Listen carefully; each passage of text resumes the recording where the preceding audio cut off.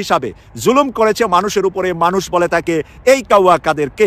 আজকে এই দুইজনের অবস্থা, সভানেত্রী এবং সাধারণ সম্পাদক, একই সাথে দুইজনের নিউজটি কিন্তু আজকে ভাইরাল হয়েছে সোশ্যাল মিডিয়া। আপনাদের আমাদের KTV 24 এর মাসুক ভাই একটু আগে বললেন যে শেখ হাসিনা নাকি মুমূর্ষ অবস্থায় তাকে হাসপাতালে ভর্তি করা হয়েছে, অর্থাৎ উনি আইডি পরিবর্তন করে ভারতীয় সহযোগিতায় উনি সিঙ্গাপুরে চিকিৎসাধীন আছেন।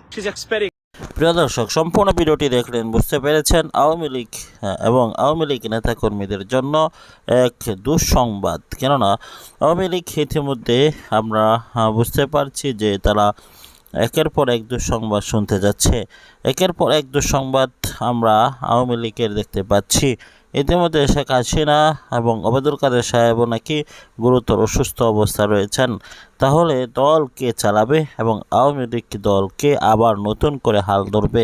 কে আসতে যাচ্ছে নতুনভাবে আওয়ামী লীগকে হাল ধরার মতো ব্যক্তি?